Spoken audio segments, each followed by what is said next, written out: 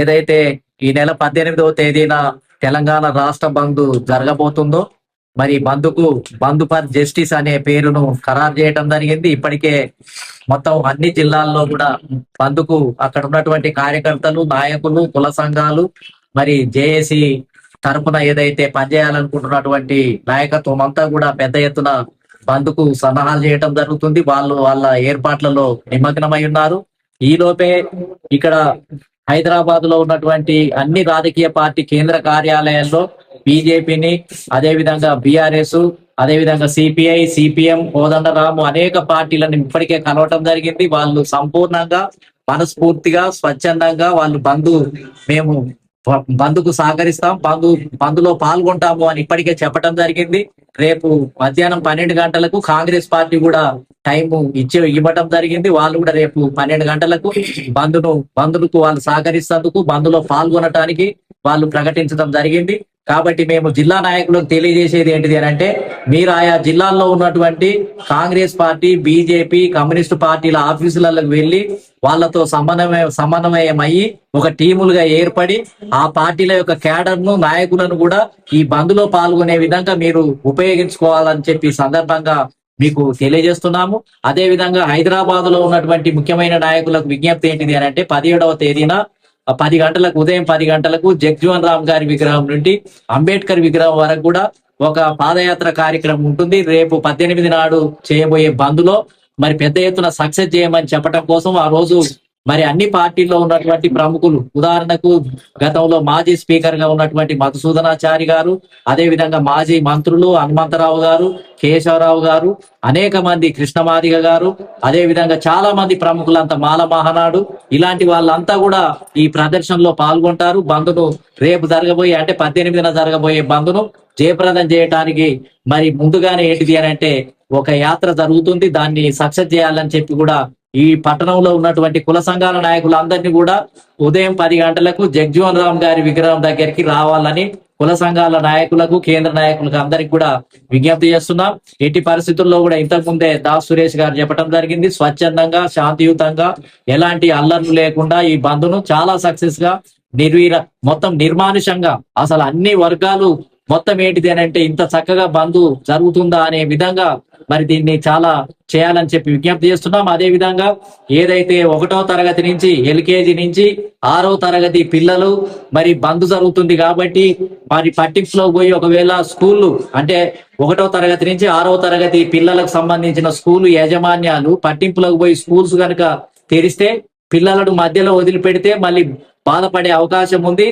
వాళ్ళు దానికి బాధ్యత వహించాలి. కాబట్టి అలాంటి స్కూళ్ళు ముందుగానే స్వచ్ఛందంగానే ఒక రోజు ముందే స్కూళ్లకు సెలవులు ప్రకటించుకోవాలి. ఎందుకనంటే ఒకసారి బంద్ ప్రారంభమైంది అని అంటే మళ్ళీ స్కూళ్లలో అనేక గందరగోళాలు ఏర్పడతాయి. పసిపిల్లలు కాబట్టి ఇబ్బందులు పడతారు.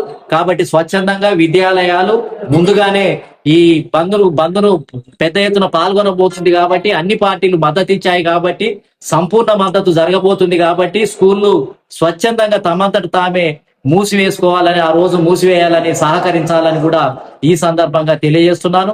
కాబట్టి బీసీలు ఇంతకాలం ఎవరెవరి కోసమో బంధులలో పాల్గొని జయప్రదం చేశారు, కర్రలు పట్టుకొని తిరిగారు, బ్యానర్లు పట్టుకొని తిరిగారు, తెలంగాణ రాష్ట్ర సాధన ఉద్యమంలో పనిచేశారు. ఎవరెవరో గెలుపు కోసం, ఎవరెవరో పార్టీల గెలుపు కోసం మీరంతా శక్తినంతా దారపోశారు. ఇప్పుడు మనది ఈ జరగబోయే బంద్ ఏదైతే ఉందో అది బీసీ సమాజాన్ని, మన కోసం ఎన్నడూ మనం త్యాగం చేయలే, బంధులు పిలుపు ఇవ్వలేదు, మన అధికారాల రక్షణ కోసం మనం ఎన్నడూ కూడా చేయలేదు. ఇప్పుడు మన వంతు వచ్చింది. మన ఏజెండా ఈ రాష్ట్రంలో బంధును సంపూర్ణంగా పాటించడం ద్వారా అన్ని వర్గాలు మన ఏజెండాను గుర్తించడానికి, బీసీలకు విద్యా ఉద్యోగ రంగాల్లోనే కాదు, రాజకీయ రంగంలో కాదు, పార్టీలలో కానీ అన్నిట్లలో ఎమ్మెల్యే, ఎంపీ టికెట్లలో కూడా ప్రాతినిధ్యం ఇవ్వడానికి అవకాశం ఉంటుంది. కాబట్టి శక్తినంతా ధారపోసి సంపూర్ణంగా బంద్లో పాల్గొనాలని చెప్పి మరి విజ్ఞప్తి చేస్తున్నాను. విజిఆర్ నారగోని, అదేవిధంగా జేఏసీ, అదేవిధంగా వైస్ చైర్మన్, అదేవిధంగా పొలిటికల్ జస్టిస్ ఫ్రంట్ చైర్మన్. దానికైనా భావజాల వ్యాప్తి అనేది చాలా ఇంపార్టెంట్. ఉద్యమం ఎందుకు చేస్తున్నాం, దేనికోసం చేస్తున్నాం, ఆ ఉద్యమంలో ఫలితాలు పొందితే ఏం పొందుతాం అన్న విషయాన్ని ప్రతి గడ్డ మీద ఉన్న బిడ్డకు ప్రతి ఒక్కరికి అర్థమైతే వాళ్ళు ముందుకు వస్తారు.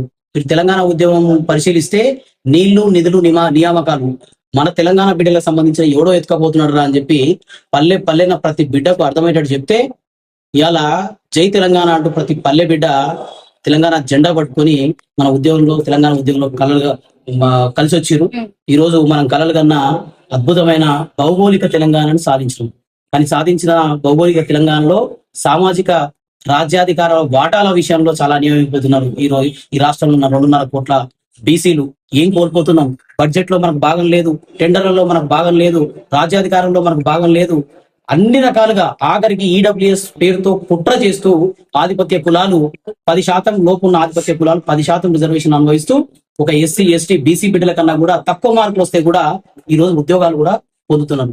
మరి ఇవన్నీ కూడా మనం ఎట్లా పొందాలి, ఎక్కడి నుంచి రావాలి, ఎట్లా వీటిని పరిష్కరించుకోవాలంటే దీనికి అన్నిటికీ జేబీసీ ఉద్యమంలో ఈ రోజు రాష్ట్రంలో ఉన్న అన్ని సంఘాలు ఏకతాటిపైకి వచ్చి రాష్ట్రంలో ఉన్న అన్ని ప్రభుత్వ ప్రతిపక్ష పార్టీలను కూడా కలిస్తే ప్రతి ఒక్కరు కూడా ఎస్ మీరు అనే దాంట్లో న్యాయం ఉంది, మీ కోరికలో న్యాయం ఉంది, మీ చేసే రాష్ట్ర బంద్లో మేమందరం కూడా పాల్గొంటామని చెప్పేసి అన్ని రాజకీయ పార్టీలు మద్దతు వ్యక్తం జరిగింది. అట్లాగే ప్రతి బీసీ బిడ్డ కూడా 2.5 కోట్ల బీసీ బిడ్డని రాష్ట్రంలో ఉన్న వాళ్ళు నారగోరి అన్న చెప్పినట్టు ఇన్నేళ్ళు ఎవరి కోసమో జెండా మోసిరు, ఎవరి కోసమో ఓట్లు వేసిరు. ఈ రోజు మన కోసం మన బీసీ జెండా పట్టండి, మన ఉద్యోగంలో పాల్గొనండి, జేబీసీ అని ముందుకు రండి. ఎందుకు రాదో చూద్దాం, మనం కలలు కన్నా రాజ్యం ఎందుకు రాదో చూద్దాం. ఖచ్చితంగా 18వ తారీఖు నాడు తెలంగాణ బంద్తోనే ఈ అంకురార్పణ జరుగుతుంది ఈ ఉద్యమానికి. దీని తర్వాత తెలంగాణ ఉద్యమం ఏ పంతాలో అయితే జరిగిందో, సకల జన సమ్మేళనలు అయితేనేమి, వంటవార్పులు అయితేనేమి, వాస్తవరూపాలు అయితేనేమి, రకరకాలుగా అన్ని సంఘాలు కలిసి మనం ముందుకెళ్తే మనం కలలు కంటున్న 42% రిజర్వేషన్లే కాదు చట్టసభలో రిజర్వేషన్లు కూడా సాధ్యమని చెప్పేసి ఈ వేదిక ద్వారా తెలియజేస్తున్నాను. బీసీలకు 42% రిజర్వేషన్ లేకుండా అడ్డుకుంటున్నది ఆ పార్టీ అంటే ఆ పార్టీ అని ఒకరికొకరు బదనాం చేసుకుంటున్నాం. ఇప్పుడు అన్ని పార్టీల నుంచి మద్దతు వస్తుంది, అడ్డుపడుతున్నది ఎవరు మరి? అడ్డుపడుతున్నది అగ్రవర్ణం. సో ఇవాళ ఏంటంటే మనం చేపట్టినటువంటి బృహత్తమైనటువంటి కార్యాచరణ వల్ల ఇవాళ ఏమైందంటే బీసీలకు వ్యతిరేకంగా ఉన్నటువంటి శక్తులు కూడా బీసీలకు అనుకూలంగా మారాల్సినటువంటి ఒక అనివార్య పరిస్థితి రాష్ట్రంలో ఏర్పడుతుంది.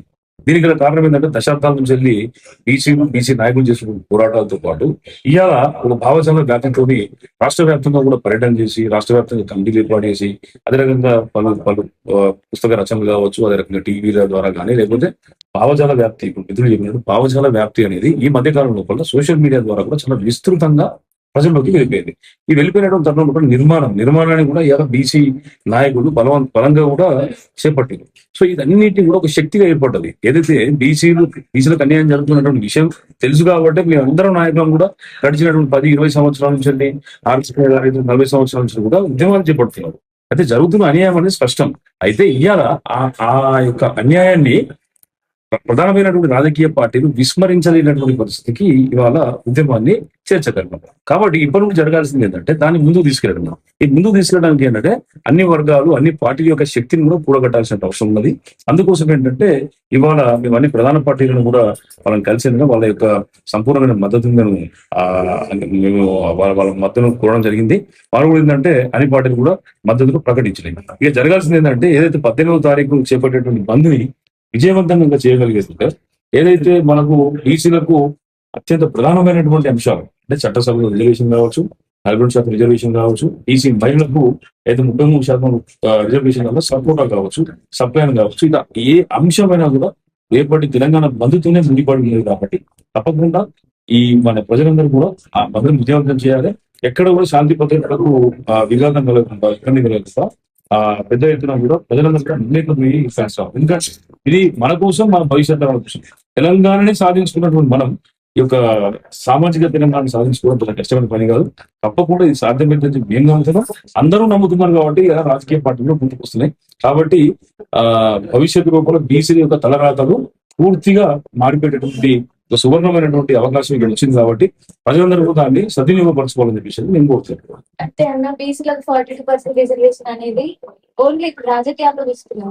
ఫస్ట్ ఎంపీటీసీ జెడ్పీటీసీ వరకు పరిమితం అయ్యే అవకాశం ఉన్నది, లేదంటే చట్టసభలకు కూడా ఇది వెళ్ళే అవకాశం ఉంది. అదే అంటున్నాం, 42% రిజర్వేషన్ కావాలని చెప్పి ఏదైతే అంశం తెర మీదకి వచ్చిందో ఆ అంశానికి సంబంధించి ఏదైతే బంధు నిర్వహిస్తుందో ఆ బంధు అనేది ఈ యొక్క పూర్తి అంటే సంపూర్ణమైన ఉద్యమానికి అది ప్రారంభమవుతుంది. అంటే ఆ బంధు ద్వారానే ఆ యొక్క ఉద్యమానికి ఏదో ఊపిరి వస్తుంది.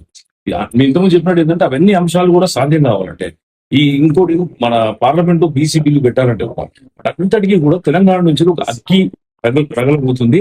ఈ అగ్గే దేశం మొత్తాన్ని కూడా కదిలించబోతుంది. అదే దిశగా ఇది ముందుకు పోతుంది. రిజర్వేషన్ ఉద్యోగాలు వస్తాయి, తర్వాత విద్యలో కూడా రిజర్వేషన్ వస్తాయి, రాజకీయాల్లో కూడా బీసీలకు 42% సీట్స్ వచ్చే అవకాశం ఉంది అంటారు అన్నది. దీని తర్వాత రిజర్వేషన్స్ వస్తాయి. మన తమిళనాడులో ఏంటంటే బీసీలకు 50% రిజర్వేషన్ వస్తాయి. మరి అక్కడ ఎందుకు వస్తున్నాయి, ఇక్కడ ఎందుకు రావట్లేదు అంటే అదేం వేరే దేశంలో లేదు కదా. అక్కడ సాధ్యమైనప్పుడు ఇక్కడ ఎందుకు సాధ్యం కాదు అంటే ఇక్కడ ఏమైందంటే రాజ్యాంగపరమైనటువంటి ఇబ్బందులు, అదే రకంగా ఈ ప్రధాన పార్టీల యొక్క చేతగాంతుల అసమర్థత వల్ల ఇవాళ ఏంటంటే రిజర్వేషన్లు తమిళనాడు తరహాలో మనకు సాధ్యం కావట్లేదు. కానీ ఏంటంటే కష్టపడాలి. వేరే తెలిసే వేరు మనం ఏంటంటే కీలకి వాత పెట్టడం అంటే తప్పకుండా ఏంటంటే అది సాధ్యమయ్యే అవకాశం ఉంది. దానికి ఒక కార్యాచరణ కావాలి. ఆ కార్యాచరణ కొనసాగించేది ఉంటే తప్పకుండా సాధ్యమవుతుంది. కాదేది కలకు అనర్హం అన్నట్టు తప్పకుండా మనకు మన యొక్క సంకల్పం బలంగా ఉండాలి. కానీ తప్పకుండా చట్టసభలో రిజర్వేషన్ కూడా సాధ్యమవుతుంది. మా పోరాటం అదే. ఆ పోరాటానికి ఈ యొక్క పోరాటం అనేది నాంది పలుకుతారు. పొద్దున మా తల్లిదండ్రులు మారాలంటే 42% రిజర్వేషన్ తో పాటు అసెంబ్లీ పార్లమెంట్ లో కూడా మా ప్రాతినిధ్యం కావాలి, సమాన ప్రాతినిధ్యం కావాలి. ఆ దిశగా మేము ప్రయత్నాలను ముమ్మరం చేస్తున్నాం.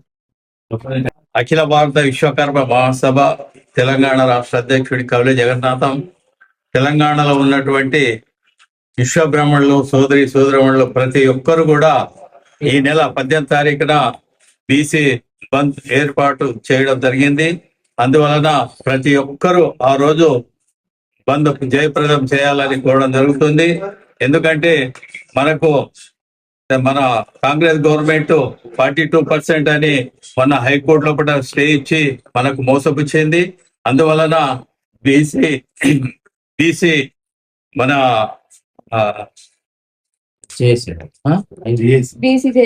బీసీ జేఏసీ ఏర్పాటు చేసింది 18 తారీఖున.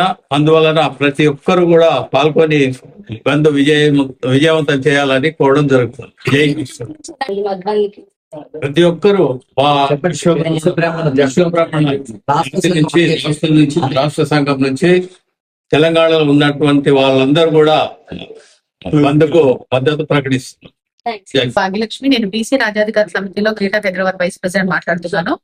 ఇప్పుడు 18వ తారీఖు బంద్ ప్రకటించారు కదా, అది మేము సంపూర్ణంగా మద్దతు తెలుపుతున్నాము.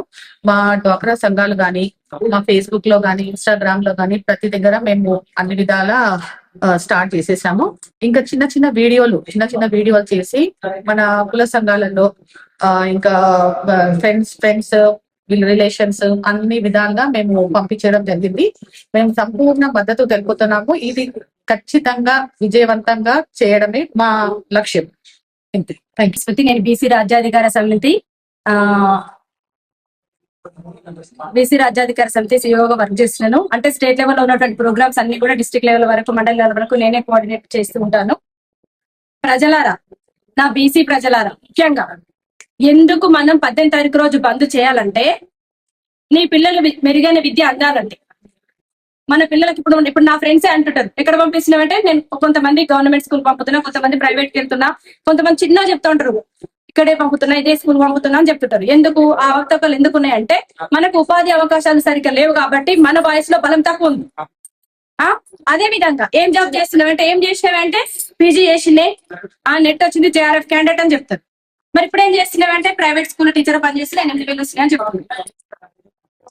మన మమ్మీ వాళ్ళు ఎక్కడ సిక్ అయితే ఎక్కడ పంపిస్తున్నారంటే, ఆ కార్పొరేట్ దగ్గరికి వెళ్తే ఆధార్ కార్డు ఇవన్నీ అడుగుతున్నారు, మెరుగైన వైద్యం అందించలేను కాబట్టి నేను ఎక్కడో పక్కన గవర్నమెంట్ అక్కడ చూపిస్తున్నాను, లేకపోతే చిన్న హాస్పిటల్ తీసుకెళ్ళినాను, కొన్ని రోజులు సిక్ అయింది, మా అమ్మ చనిపోయింది. ఇవన్నీ మన నిజ జీవితంలో జరుగుతున్నటువంటి విద్య, వైద్య, ఉపాధి, ఆరోగ్య సమస్యలు మనము ప్రధానంగా ఎదుర్కొంటున్నాం. ఇక్కడ మనం చేసిన పెద్ద మిస్టేక్ ఏంటంటే, మనమే ఇంతమందికి ఉన్నాం, మనమే 70% మన బీసీలమే ఉండి మన ఓట్లని మనము పవర్ లో ఉంటే మనకి ఇవన్నీ పొందేవాళ్ళం. అవన్నీ మనం పొందకుండా మనలో అవేర్నెస్ లేక మనము వాళ్ళకి ఇచ్చి మనమే వాళ్ళని చైర్లలో కూర్చోబెట్టి వాళ్ళ జాతిని చేసుకున్న వాళ్ళని అనడంతా ఏముంది? ఎవరికైనా వాళ్ళని చూసుకుంటారు కదా. మనలో వాళ్ళ అవేర్నెస్ లేక మన లీడర్లు మనకు పని చేయకుండా మనల్ని వాళ్ళని ఎమ్మెల్యేలు ఎంపీలు మనకు ఉండే అవకాశాలన్నీ మనమే ఇచ్చినాము. జనరల్ గా మొత్తం రెడ్డిస్ నిల్చోబెట్టడము, లేకపోతే అనద్దు అగ్రకులాలను నిల్చోబెట్టి వాళ్ళని గెలిపించి వాళ్ళ చేతి కింద మనం ఉండి మనది లాక్కున్నారు ఎవరు లాక్కోలే, మనమే ఇచ్చినాము. ఇచ్చినాం కాబట్టి ఈ రోజు ఏమైంది, పీజీలు చేసినా చెప్పుకోలేని పరిస్థితి, పీజీలైనా పెళ్ళిళ్ళు కాని పరిస్థితి. క్యాంపస్ లో ఇప్పటికీ నా ఫ్రెండ్స్ ఇప్పటికీ క్యాంపస్ లో ఇంకా పిహెచ్డీలను అవన్నీ తిరుగుతూనే ఉన్నారు. ఏం జాబ్ చేస్తున్నట్టు చెప్పుకోలేని. స్వతంత్రం వచ్చిన తర్వాత ఒక 30 సంవత్సరాల వరకు బీసీలో ఊసే లేకుంటే మండల్ కమిషన్ వేసిన తర్వాత మనకు ఒక 27% రిజర్వేషన్స్ విద్యా ఉద్యోగాల్లో స్థానిక సంస్థల ఎలక్షన్స్ లో దొరికినాయి. ఇప్పుడు లక్కీగా కామారెడ్డి డిక్లరేషన్ వల్ల ఈ రోజు 42% రిజర్వేషన్స్ కి పెంచుకునే అవకాశం స్థానిక సంస్థల్లో దొరికింది. అందినట్టే అందకుండా చేసిన ఈ దానివల్ల హైకోర్టులో స్టే ఇవ్వడం వల్ల ఆగిపోయింది. కాబట్టి ఇప్పుడు దీన్ని ఏమంటే దీన్ని ఒక రాజ్యాంగ సవరణ ద్వారా మాత్రమే మనం సాధించుకోగలుగుతాం. కాబట్టి రాజ్యాంగ సవరణ చేసేంత ఒత్తిడిని మనం క్రియేట్ చేయాల్సిన అవసరం ఉంది. ఈ రోజు 42% ఇక్కడ స్థానిక సంస్థల్లో ఎలక్షన్ సంబంధించిన రిజర్వేషన్ అంశం కనబడుతున్నప్పటికీ ఇది దేశవ్యాప్తంగా బీసీలందరికీ సగానికి సగం అంటే 70 నుంచి 80 కోట్ల మంది జనాభా ఉన్నటువంటి మన దేశంలో సగం మంది బీసీలుగా ఉన్నటువంటి జనాభాకి న్యాయం జరగాల్సిన అవసరం ఉంది. స్వతంత్రోద్యమం 32 కోట్ల మంది కోసం జరిగింది. తెలంగాణ ఉద్యమం 4 కోట్ల మంది కోసం జరిగింది. కానీ ఇది 80 కోట్ల మంది సమస్య. ఈ 80 కోట్ల మందికి సంబంధించిన రాజకీయ ప్రాతినిధ్యం కనుక రాకపోతే ప్రజాస్వామ్యం ఈ దేశంలో లేనట్టే లెక్క. 80 కోట్ల మంది జీవితాల విముక్తి పోరాటం కాబట్టి ఇది ప్రపంచంలోనే పెద్దదైనటువంటి గొప్పదైనటువంటి సామాజిక ఉద్యమంగా మలిసి ఈ బీసీలని రాజకీయంగా ప్రాధాన్యత వాళ్ళ రిజర్వేషన్ అనడానికి కూడా నాకు ఇష్టం లేదు. ఇది రిప్రజెంటేషన్. మేము రిజర్వేషన్స్ అడుగుతలేము. మా జనాభా ఎంత ఉందో మా జనాభాకు తగ్గట్టుగా ప్రాతినిధ్యాన్ని ప్రజాస్వామ్యం అనిపించుకోవాలంటే ఈ దేశంలో నడుస్తుంది. మాకు ప్రాతినిధ్యం ఇవ్వాలి. ఎందుకంటే సమఉజ్జీలుగా ఉండాలి. పోటీ చేసినప్పుడు ఇది ఉత్పత్తి కులాలయండి వృత్తి కులాలయండి వాళ్ళు ఎంతసేపటికి కులం పని చేసుకుంటూ ఉంటే వాళ్ళు ఎప్పటికీ బయట సమస్యలు పట్టించుకున్నప్పుడు వాళ్ళు ఆర్థికంగా ఎదగనప్పుడు ఆర్థికంగా బలంగా ఉన్న నీతో ఎలా పోటీ పడగలుగుతారు రాజకీయంగా. కాబట్టి ఇది విద్యా ఉద్యోగుల్లో ఏదంటే మెరిట్ అని అంటారు. కానీ రాజకీయాలు మెరిట్ అనేది ఏముంటుంది, మాకు అవకాశం ఇస్తే మమ్మల్ని మేము పరిపాలించుకుంటామని చెప్తాం. అంతేకాకుండా ఈ యొక్క ఈ ఎకనామికల్లీ వీకర్ అని చెప్పేసి ఒకటి క్రియేట్ చేసి ఇంకో 10% రిజర్వేషన్ అదనంగా బీసీలకు మీరు ఏదైతే ఇచ్చారు, క్రిమీ లేయర్ అని చెప్పి ఉన్న బీసీలకు రిజర్వేషన్ అయితే కట్ చేశారు. ఇది ఎట్లుందంటే ఈ మా సౌరం కట్ చేసి ఆడ పప్పు పెట్టినట్టు ఉంది. అర్థమైంది. సో అది కూడా 10% ఎక్స్ట్రా ఇచ్చింది కూడా ఎకనామికల్లీ వీకర్ సెక్షన్స్ అని చెప్పేసి ఇచ్చింది కూడా విత్డ్రా చేసుకోవాలి. బీసీలలో క్రిమిలేయర్ విధానంతో పెట్టింది కట్ చేసింది కూడా ఆపాలి. ఎందుకంటే 8 లక్షలతో కాదు. నువ్వు అంటున్నావు కదా ఎకనామికల్లీ వీకర్ ఉన్నారు కాబట్టి మా వాళ్ళు చదువుకోవాలి అని చెప్పి విద్యా ఉద్యోగాల్లో రిజర్వేషన్ ఇస్తున్నావు కదా, నేను ఛాలెంజ్ చేస్తున్నాను. అదే రిజర్వేషన్ రాజకీయాల్లో లేదు. ఒక రెడ్డి వీక్ బలహీనం ఉన్నోడు 8 లక్షల కంటే తక్కువ ఆదాయం ఉన్నోడు ఇన్కమ్ సర్టిఫికేట్ పెట్టినోని పోటీ చేయవచ్చు. ఒక నియోజకవర్గం నువ్వు చేయదు. అక్కడ ఎందుకు ఇవ్వవు ఎకనామికల్లీ వీక్ రిజర్వేషన్ రాజకీయాల్లో? నువ్వే 100 కోట్లు ఉన్నోని చేసి రావడం ఎందుకు? నీకు చిత్తశుద్ధి ఉంటే ఆయనకి రిజర్వేషన్. కాబట్టి 60% రిజర్వేషన్ మీరు అంటే 49.5% మనకు ఉంది. 22% ఫిక్స్డ్ రిజర్వేషన్ ఎస్సీ తీసుకుంటాక 27% మీద కలిపి 49% అవుతుంది. మరి మేము 50% ఇస్తే కోర్టులు అడ్డుపడుతున్నాయి. మరి నువ్వు 60% చేసినప్పుడు 10% యాడ్ చేసినప్పుడు ఎందుకు అడ్డుపడలేదు అని చెప్పి. కాబట్టి ఇదంతా మీరంతా అక్కడ మెజారిటీ అప్పర్ కాస్ట్ వాళ్ళే ఉంటాం హైకోర్టు సుప్రీంకోర్టులో. ఇక్కడ చట్టసభల్లో మీ ప్రాతినిధ్యం ఉంటుంది పార్లమెంట్లో. కాబట్టి మీరు కుమ్మకై మీకు అనుకూలమైనటువంటి నిర్ణయాలు తీసుకుంటే ఒక రాజ్యం సుభిక్షంగా ఉండాలంటే ఒక దేశం సుభిక్షంగా ఉండాలి. మీరు చెప్పండి, సగానికి సగంగా ఉన్నటువంటి మనుషులు అసంతృప్తిగా ఉంటే ఆ రాజ్యం సుభిక్షంగా ఉంటుందా? ఉండదు. కాబట్టి ఖచ్చితంగా ప్రభుత్వాలు దీన్ని నిర్ణయం తీసుకోవాలి. అంతేకాకుండా ఈ రోజు నెక్స్ట్ ఎలక్షన్ అంశం ఇక్కడ అసెంబ్లీ కానీ అక్కడ పార్లమెంట్ లో కానీ ఖచ్చితంగా బీసీ అంశమే అవుతుంది. ఇప్పుడు మనకు తెలంగాణ ఎలక్షన్ అంశం అయింది 2014. అట్లనే ఇక్కడ బీసీ అంశమే అవుతుంది. ఇప్పుడు కవిత కూడా బీసీ ముద్ద ఎత్తుకుంది. రేవంత్ రెడ్డి వాళ్ళు కామారెడ్డి డిక్లరేషన్ ఇట్లా అనేక మంది బీసీ వాయిస్ ఎత్తుకుంది. కాబట్టి దీన్ని ఇప్పుడు బీసీ చైతన్యం అయ్యి సమస్యను అర్థం చేసుకుంది. ఇప్పుడు దీన్ని సరిగ్గా తెలంగాణ సాధించుకోవడానికి సమ్మె ఎట్లా చేసినాం మనం?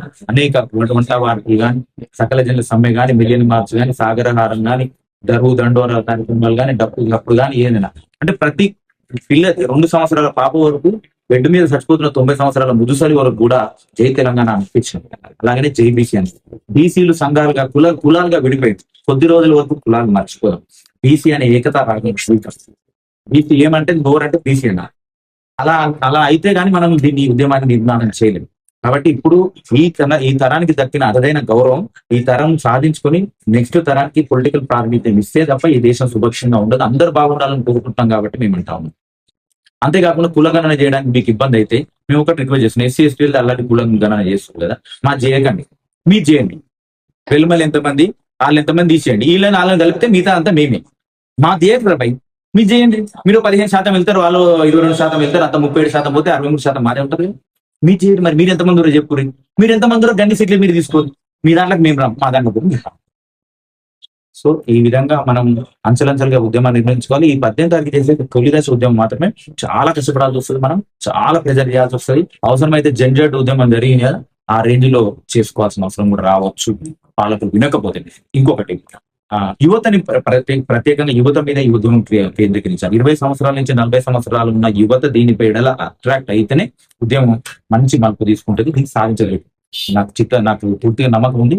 29 ఎలక్షన్స్ వరకు దీన్ని ఖచ్చితంగా సాధించుకుని మన ఎమ్మెల్యేలు ఎంపీలుగా ఎమ్మెల్సీగా చట్టసభల్లో బీసీలను చూసే రోజు వస్తుంది. మేము మాకు చిత్తశుద్ధి ఉంది. బీసీలలో కూడా ఎంబీసీలు కూడా ఉన్నారు కదా, మేము ఏ రోజైతే మాకు 42%, 55% మాకు ఇస్తారు కదా, అదే రోజు మా కులగణన ప్రకారంగా పనిచేస్తాం. మేము మీలా చేయం. మేము వడ్డరోళ్ళు, సంచార జాతులు, దిమ్మర జాతులు ఇవన్నీ ఏమి ఉంటాం, దేశ దిమ్మరున్న సంచార జాతులు ఉన్నా కూడా వాళ్ళకి 1% ఉంటే 1% బుడగ జంగాలు ఉంటే, దాసరోళ్ళు పూసలోళ్ళు ఉంటే కూడా వాళ్ళకి కేటాయిస్తాం. అది మా చిత్తశుద్ధి. ఎందుకంటే వాళ్ళు కూడా పైకి రావాలి. నా పేరు ఉప్పరి శేఖర్ సగర. నేను తెలంగాణ సగర సంఘం రాష్ట్ర అధ్యక్షుడిని. తెలంగాణ బీసీ కులాల ఐక్య వేదిక కన్వీనర్ గా బాధ్యతలు నిర్వర్తిస్తున్నా. అయితే ఈరోజు తెలంగాణ రాష్ట్ర వ్యాప్తంగా ఏదైతే ఒక బంద్ పిలుపునివ్వడం జరిగిందో బీసీ జేఏసీ, ఈ బంద్ను రాష్ట్ర వ్యాప్తంగా ఉన్నటువంటి బీసీ కులాల సంఘాల నాయకులు ఈరోజు ఆలోచించాల్సినటువంటి అవసరం ఉంది. ఇది ధర్మ పోరాటం. మన యొక్క ఏదైతే అస్తిత్వాన్ని కోల్పోయే ప్రమాదంలో వచ్చినటువంటి ఉద్యమం తెలంగాణ ప్రత్యేక రాష్ట్ర ఉద్యమం తర్వాత ఈ తెలంగాణ రాష్ట్రంలో బీసీలకు 42% రిజర్వేషన్లు కల్పించేటువంటి అంశం పైన జరిగినటువంటి యుద్ధమే ఈరోజు ప్రారంభమవుతుంది. ఏదైతే అగ్ర కులాల్లో ఉన్నటువంటి కొందరు దుర్మార్గులు మా నోటికాడి ముద్దను ఉంచుకునేటువంటి ప్రయత్నం చేసే క్రమంలో మేము ఈ రోజు రేపు 18వ తేదీన బంద్ పిలుపునివ్వడం జరిగింది. కాబట్టి ఈ బంద్లో తెలంగాణ వ్యాప్తంగా ఉన్నటువంటి బీసీ కులాల సంఘాల నాయకులు, బీసీ కులాల యావత్తు సమాజం మొత్తం కూడా రోడ్ల మీదకి వచ్చి సంపూర్ణమైనటువంటి మద్దతును తెలుపుతూ ఈ బంద్ను విజయవంతం చేయాల్సినటువంటి బాధ్యత ప్రతి కుల సంఘ నాయకులుగా ప్రతి బీసీ బిడ్డకు ఉన్నదనే విషయాన్ని తెలియజేస్తూ, వారితో పాటు మరి ఈ రోజు సమాజంలో బీసీలకు న్యాయమైనటువంటి ఈ 42% రిజర్వేషన్ల అమలు కోసము ఎవడైతే మద్దతు ఇస్తాడో భవిష్యత్తులో వాళ్ళనే మేము కూడా ఆదరిస్తామనే విషయాన్ని కూడా గుర్తుపెట్టుకోవాలి. ఈరోజు అఖిల పక్షం ఏదైతే ఉన్నదో అన్ని రాజకీయ పార్టీలు, ఇతర ఏవైతే కుల సంఘాల నాయకులు ఉన్నారో వాళ్ళందరూ కూడా సంపూర్ణంగా ఈ మద్దతుకు ఏదైతే ఈ బంద్కు మద్దతు ప్రకటించాల్సినటువంటి అవసరం ఉందని చెప్పి తెలియజేస్తా ఉన్నాను. జై బీసీ, జై పూలే.